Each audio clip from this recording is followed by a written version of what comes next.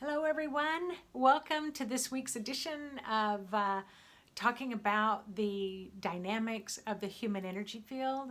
My name is Nancy Rebecca, and I am with Intuitive Mind, which is an educational platform teaching intuitive and psychic development for over 20 years now.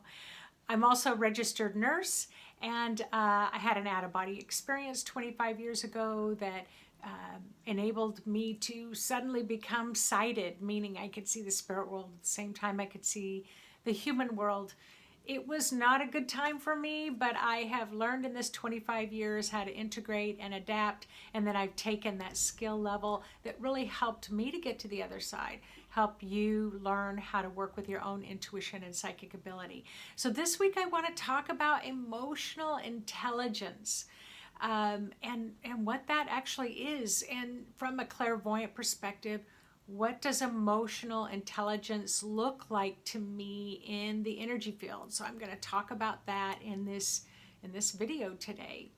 So I often will share with my students when I'm teaching that if the apartment building that you lived in caught on fire and the fire was spreading apartment to apartment and you knew that there were still people inside that needed to be saved, emotionally reacting to that situation and moving quickly is very appropriate.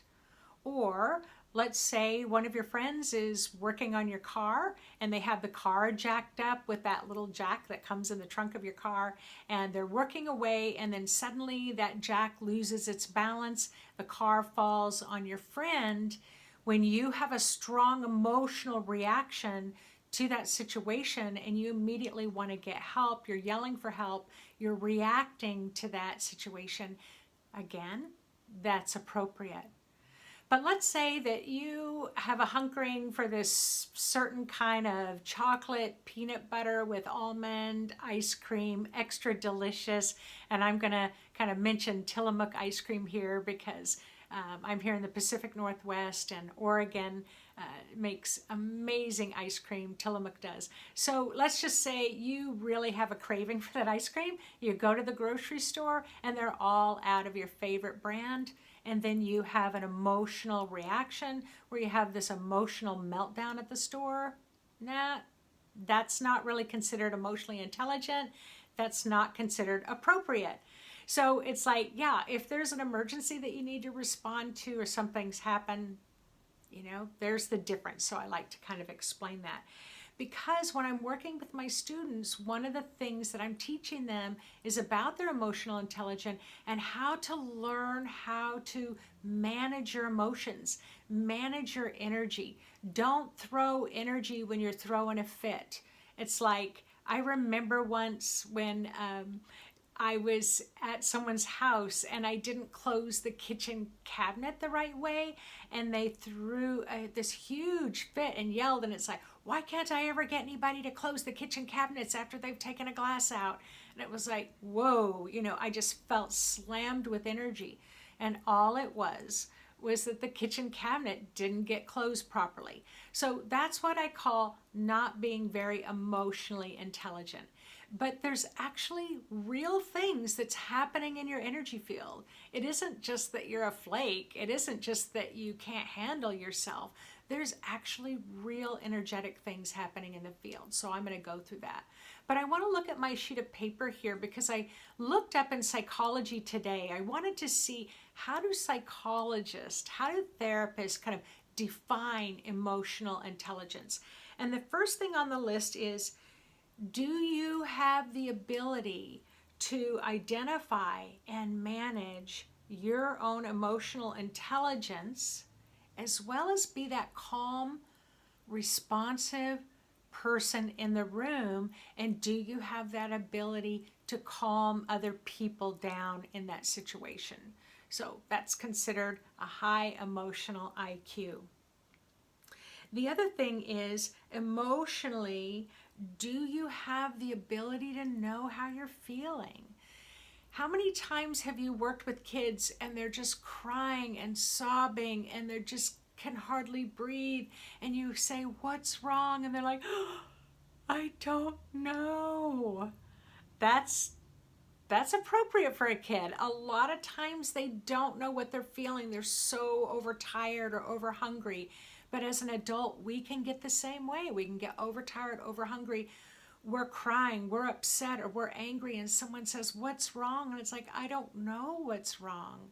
And so that can, high emotional intelligence is you can identify what you are feeling.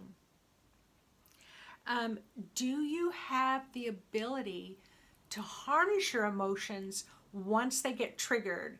Like we've heard the term, I was blinded by rage. He was blinded by rage. She was blinded by rage. And if you've ever seen anyone who's blinded by rage, they can do the most ridiculous behaviors. They can pick up things and throw them across the room. I remember once hearing this story where the husband picks up the Christmas tree and throws it out into the yard because once he put all the lights on the tree and he went to plug it in, the tree lights didn't work. Well, low emotional intelligence is when you pick up the whole friggin' tree, ornaments and you throw it out in the yard. High emotional intelligence is, yeah, you get frustrated. It's like, oh my God, don't tell me. I have to go to the store and get some more lights. And it's like you ask, can you help me unravel these while I run to the store? That's responding. That's not reacting. That's considered high emotional intelligence. So do you have the ability to harness your emotions when you get in a situation like that? And not everybody can. And as a matter of fact, most people, when they get really triggered like that, it's hard to manage. But I'm going to give you 5 tips at the end of this video that maybe can help you to begin that process of kind of growing up your emotional age, increasing that emotional IQ.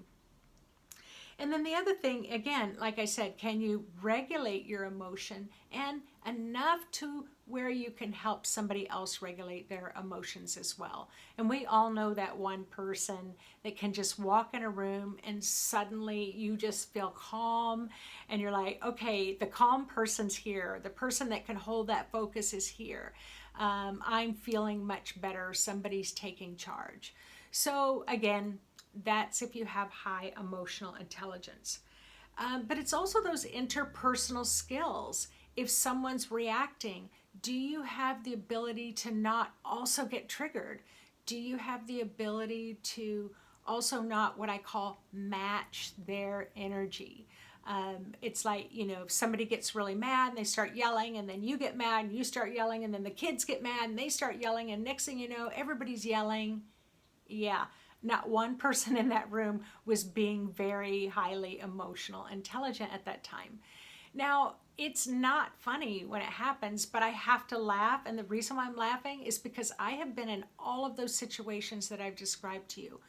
I've also been in a state where I was so enraged, and I call it kind of this murderous rage. And I didn't know where it was coming from. I didn't know what triggered me. And I remember I went into the bedroom and I literally locked the door because I didn't want anybody coming in, because honestly, I didn't feel like I was going to be able to manage myself if someone came in the room. And I didn't want to do what I didn't want to clean up the mess later. I didn't want to say things and do things that I was going to have to, what I call, eat later, meaning eating crow, saying I have to apologize. Whatever was coming up for me had nothing to do with you, and I just dumped all over you. So I locked that door. And as a matter of fact, I stayed in there for the rest of the day and that night. And even the next day, I was still feeling a little off kilter. So I just told people, just stay clear. And so that's in those days where I was learning how to manage my emotional age, my emotional intelligence. I didn't have it perfectly, but I'm going to tell you one of the number one things that helped me the most was learning how to meditate.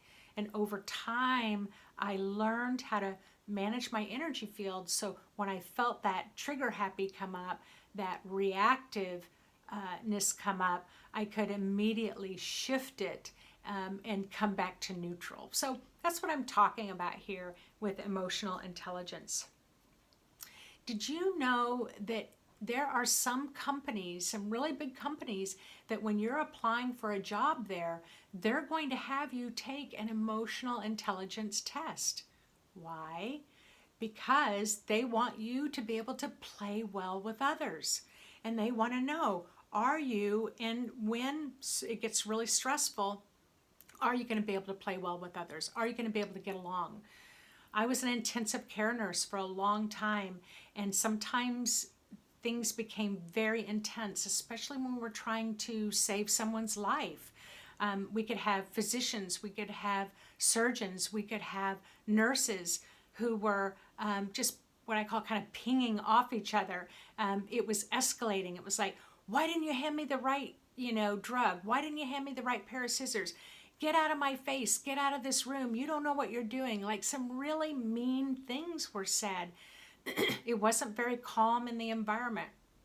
But when you can have someone who's in charge, who can take that lead, who can go in the room and very kind of calmly keep centered and help guide in an emergency, that's someone who has a high level of emotional intelligence. So you want to be able to not take things personally. Now, I've worked as a psychic for a long time. I've done a lot of readings, and the one thing that I've learned, one of the biggest things that I've learned, is that 99.9% of the time when someone's upset, it literally has nothing to do with me. 99.9% of the time, if I'm really upset, it has nothing to do with the other person. So blame is another thing. It's like, it's a coping mechanism, blame. When I'm upset, I need to find somebody I can blame for my emotional upsettedness. And so I kind of call that the guided missile, or it's like, the shark. It's like, when you are emotionally triggered, do you behave like a shark? Are you going to go after someone and take them down? And it's usually the weakest person in the room. And we've heard, I was the scapegoat in my family, or my child is the scapegoat, and I'm always having to protect that child. So usually when someone has low emotional intelligence, blame is going to be their reactive go-to response, where they're going to blame. And when you blame someone, literally energy moves out of your energy field and it shoots out to somebody else's energy field. So you're dumping your stuff, you're blaming, so it's like just throwing a ball at somebody else's energy field because you want them to be responsible for how you're responding or you're reacting. They want to make you the problem. Or when you have an emotional response or reaction, are you like a dolphin? Do you need to come up for air, or do you want to say hey to the other person? And I've said this. My emotions are not very predictable right now, and it has nothing to do with anybody else, but I can't shift it that quickly. So could you just give me room? Don't ask me what's wrong, because I don't know, and I just need the space. And please don't take it personal, because it's going to just make it worse if you're crying because I'm upset. It's like you want to be that kind of uplifting force to say, you need to give me room, go and do something else. Okay, so, and like I said, meditation can help quite a bit. So let me explain to you what's happening in your human energy field. So you have your aura and you have your chakras. So let's say they don't have your favorite ice cream at the store. And let's say that you have this emotional meltdown and you're crying and you just fall on the floor and you're kicking and screaming, and you're a 45-year-old person. And this happens. It happens more often, I think, than we would like to admit. And also, we've had COVID. We've been in a pandemic for a year. Our mental health is threadbare right now. So that's why I want to share this with you, to teach you little tricks of the trade. So What happens is at 7 years old, you were asked to do all your chores, and you were asked to vacuum the house, and you were asked to wash all the dishes, and you were asked to mow the grass. And it's like, you do all of this stuff, I'm going to take you for your favorite ice cream cone. And then you do all that and you go to that place and the ice cream store is closed. So literally, when you're overtired, you're over hungry, you're mentally threadbare, and you just like, I just want some ice cream, and you go, that 7-year-old inside of you can get triggered.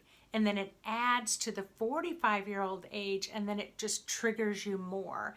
And you can't control it because 7-year-olds can't really manage their emotions very well. I mean, we learn how to do that as we mature. And so you will have to remind yourself, I'm not 7 years old. I'm 45 years old. Nobody's going to die if I don't get my ice cream. Yes, I can be mature here and choose another flavor. But I know I'm kind of oversimplifying that, or it might sound like I'm oversimplifying it. But again, I've worked with human energy fields for a long time, and it works quick. It's my go-to for everything. How old are you? How old are you? How old are you? When I have a student or a client get in an emotional crisis, I'll have them open their eyes and look into my eyes and tell me how old they are. And you can do this with your own kids when they're feeling really upset. It's like, all right, let's make some eye contact. Tell me how old you are right now. What's getting triggered? You know, so you can help others too by asking them to remind you of how old you are.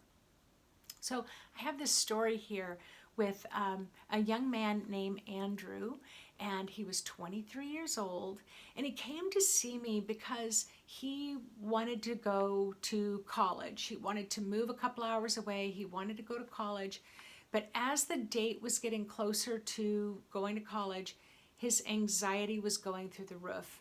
He had already tried all kinds of things. He'd been in counseling, and all of those things were helping. But when he came to sit down to see if I could help him with his anxiety, I could see when he sat down and I tuned into his aura was around the age of 9 years old. And I could see all these pictures and images of when he was 9 and he was in school. And I could see images and memories of him crying and frustrated. So when I asked him about this, he said, yeah, when he was in school, he has attention deficit disorder and he has dyslexia. Being in school was really hard for him.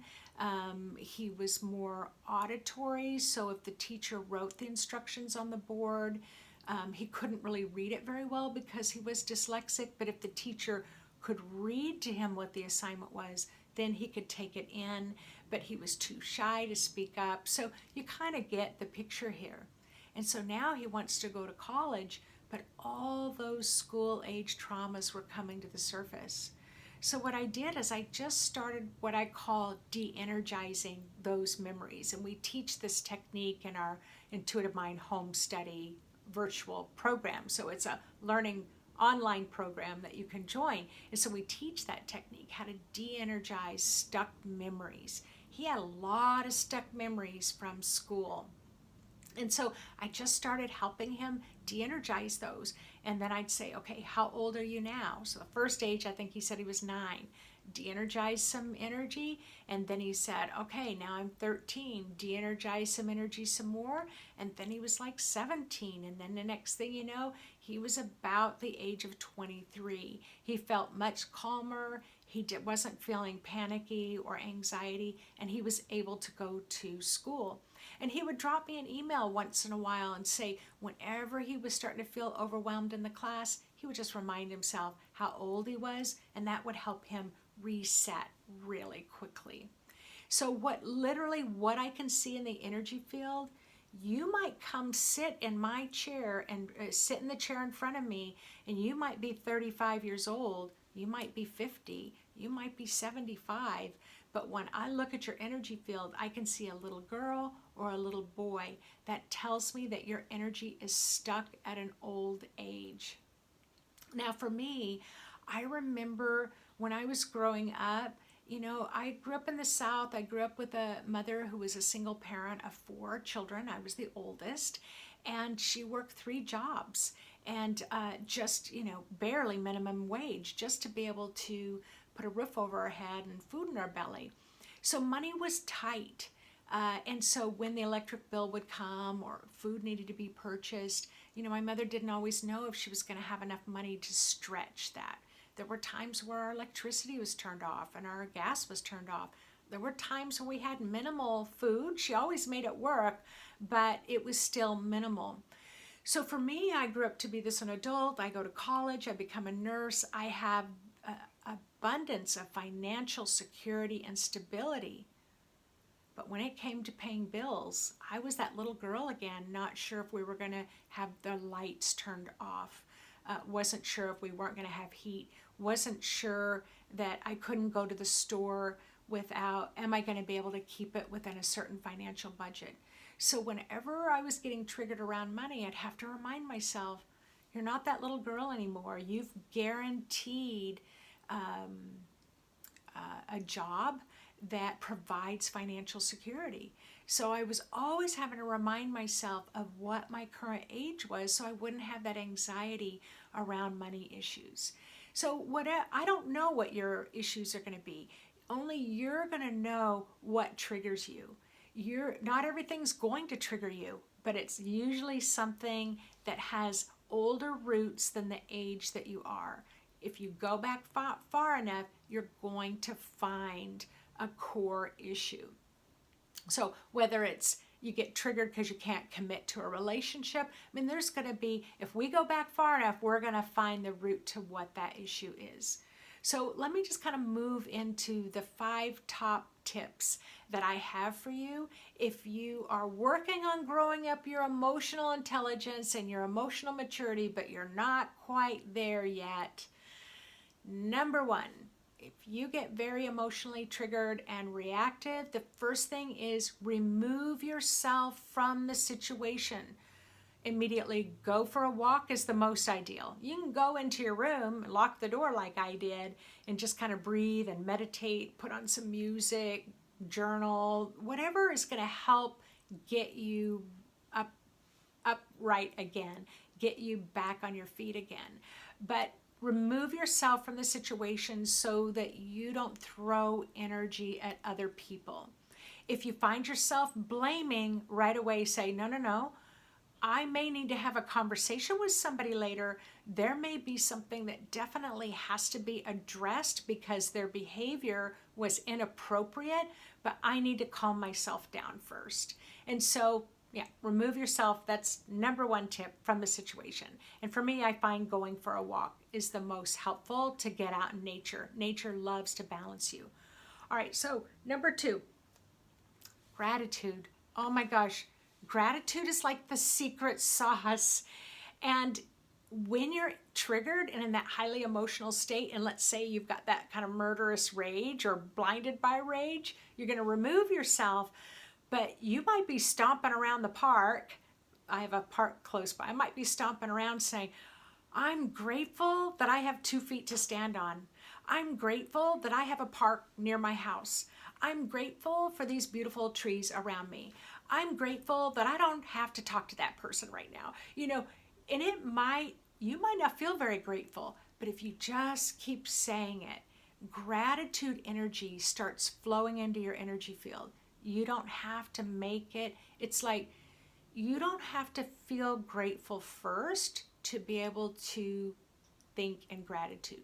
You just start naming what you're grateful for, and then this huge ball of gratitude energy starts flowing through your energy field, and it can really help you start to calm so that you can see and feel what positive things, grateful things that you have in your life.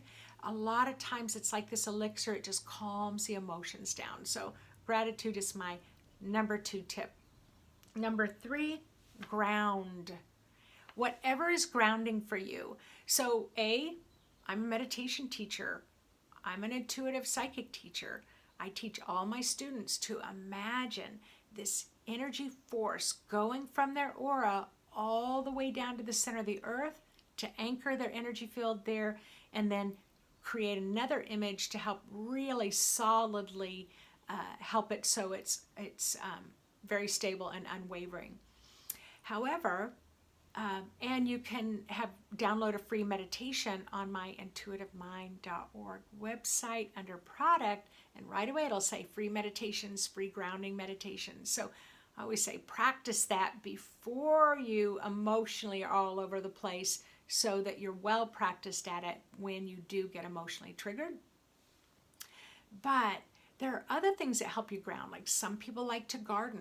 You know what's really grounding for me? It's going to sound crazy. Washing dishes. When I wash dishes, it calms my body. I also like to clean bathrooms. And no, I'm not going to come clean your bathroom. But there are certain things that I do that help me kind of calm down, helps my mind calm. And then the other thing is my favorite is baking pies. So everybody has their things. Some people like to vacuum. Some people like to dust. Some people like to go out for walks and to meditate. So anything to help get you grounded, because grounding helps stabilize your energy field, but it also helps you release excess overwhelming emotions. All right, so that was number 3. Number 4, remind yourself of what today's date is. It's called present timing. So remember I said about the ice cream cone. It's 7 years old. You did all your chores. The driving force to get your favorite ice cream all day long to get through those chores, and then you get there and the ice cream shop is closed. And that's 7 years old. So whatever year that was, your whole energy field moves back into that year. So reminding yourself of what today's date is and the year is going to help your energy field go, oh, this is the year 2021. And then it moves back into the present moment. Once that happens, then you have all that skill and ability that you've learned and you've gained over the years on how to manage your emotions. So that's number 4. And number 5 is reminding yourself of how old you are. And sometimes you might have to remind yourself 10 times in 1 hour if you are particularly triggered. Just say, I'm 62 years old. I'm not 7. I'm 62 years old. I am not 7. I am 62 years old. And I have 62 years of learning how to grow up my emotions. So all 5 of those things can happen all at the same time. Remove yourself from the situation. Think of a few things that you're grateful for. Really ground yourself. Remind yourself of today's date. Remind yourself of how old you are. So that's your energy tips today of just how incredible your dynamic human energy field is. Please and try to incorporate these things. See how they work. Write me a little note to let me know how it helped you. And absolutely pass these tips on to other people, because it's exhausting to be you. If you're always emotionally reacting, it's exhausting. You're always worn out. But it's also exhausting and wears you out to be emotionally threadbare if you're around someone who's constantly emotionally reactive. So hopefully these tips will help you with that. And each week I offer more kind of spiritual perspectives about the dynamics of the human energy field. And so please hit the subscribe button. If you like these videos, subscribe to my channel. Click the little bell so that you get notified when a new one is released. And I look forward to touching base with you again next week when I'm talking about the frequency forecast of the month of May. All right, take care, everyone. Thanks for joining in.